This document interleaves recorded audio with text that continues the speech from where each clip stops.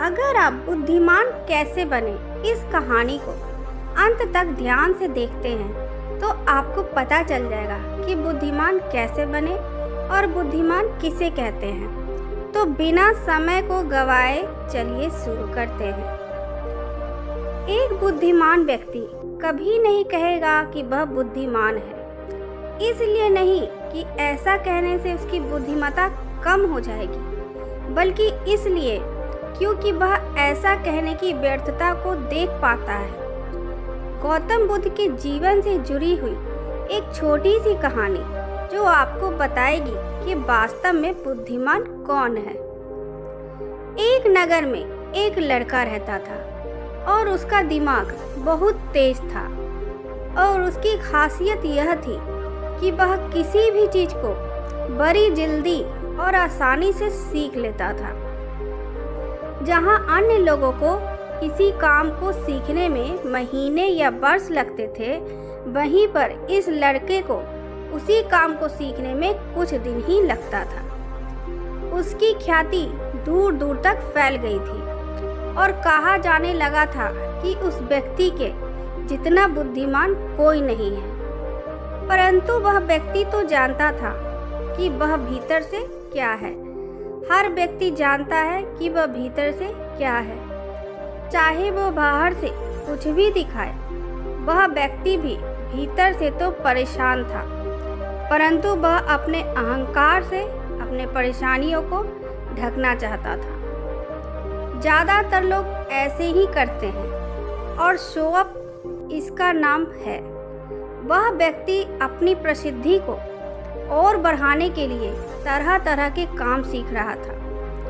वह चित्रकारी करना जानता था, वह मूर्ति बना सकता था और वह गीत गा सकता था और वो दुनिया जहान का हर वो काम सीख चुका था जो उसने अब तक देखे हुए थे। इसलिए उसे अपनी बुद्धिमत्ता पर अहंकार था, क्योंकि कोई भी साधारण आदमी एक काम कर सकता है या दो काम कर सकता है या ज़्यादा से ज़्यादा 3 काम को कर सकता है, परंतु वह तो सैकड़ों काम को कर सकता था और बहुत अच्छे से कर सकता था। इसलिए उसे अपनी बुद्धिमत्ता पर अहंकार था। वह इस बात को अंदर ही अंदर मान चुका था कि उसके जितना बुद्धिमान इस दुनिया में कोई भी नहीं है। फिर एक दिन उसका सामना गौतम बुद्ध से होता है।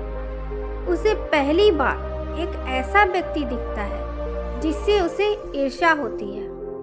अब तक उसने ऐसे लोग देखे हुए थे जो उससे ईर्ष्या करते थे, और जहाँ ईर्ष्या होती है वहाँ तुलना का होना निश्चित है। वह व्यक्ति अपनी तुलना गौतम बुद्ध के साथ करना शुरू कर देता है। वह देखता है कि बुद्ध के पास तो एक भिक्षा का कटोरा है, लेकिन उसके पास धन की कोई भी कमी नहीं है। बुद्ध के वस्त्र तो साधारण से थे, परंतु उसके वस्त्र बहुत कीमती हैं। बुद्ध तो जमीन पर नंगे पैर चलते हैं, परंतु वह नंगे पैर नहीं चलता।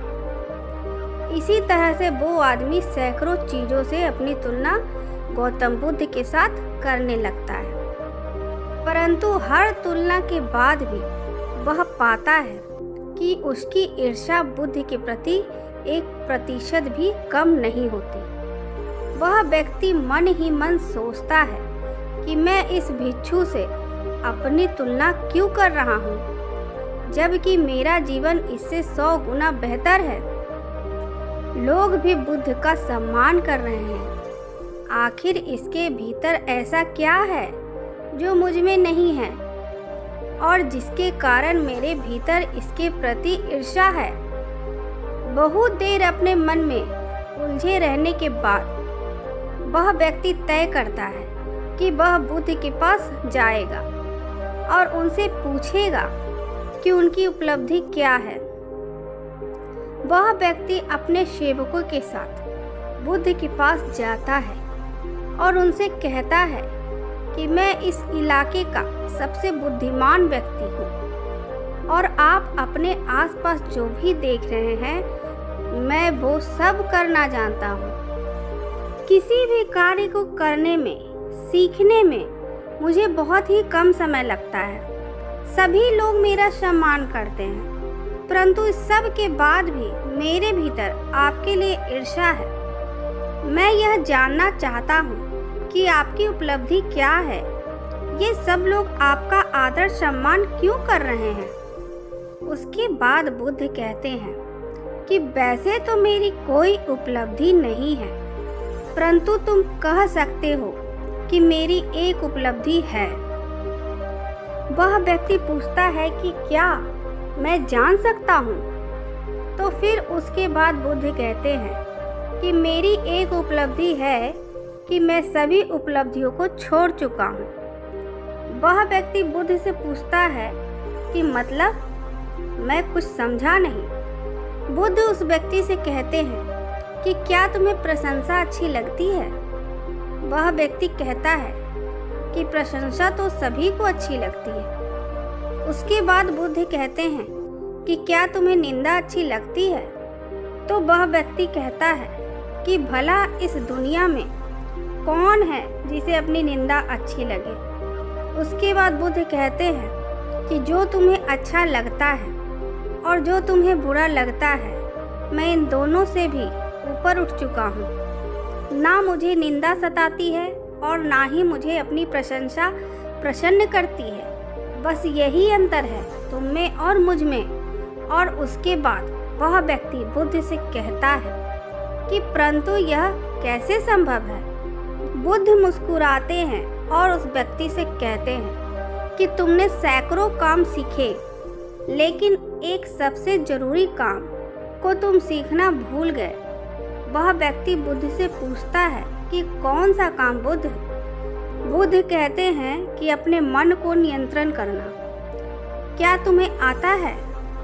बुद्ध की वह बात सुन वह व्यक्ति समझ जाता है कि ईर्ष्या का यही कारण था।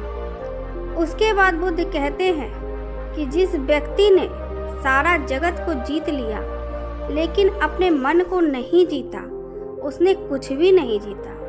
और जिसने अपने मन को जीता परंतु अपना सब कुछ गवा दिया, फिर भी उसने सब कुछ जीत लिया। गौतम बुद्ध के इन शब्दों को सुन उस व्यक्ति का अहंकार टूट जाता है।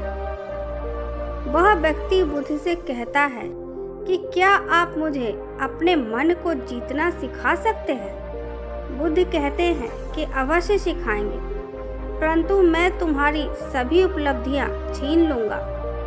फिर उसके बाद वह व्यक्ति बुद्ध से कहता है कि मैं तैयार हूँ। उस दिन से वह व्यक्ति ध्यान करना शुरू कर देता है, क्योंकि ध्यान ही वह तरीका है जिससे आप अपने मन को अपने बस में कर सकते हैं। दोस्तों, आज आपने बुद्धिमान कैसे बने और बुद्धिमान किसे कहते हैं कहानी से सीखा कि वास्तव में बुद्धिमान व्यक्ति वही है जो अपने मन का शासक है, वो नहीं जो अपने मन का गुलाम है।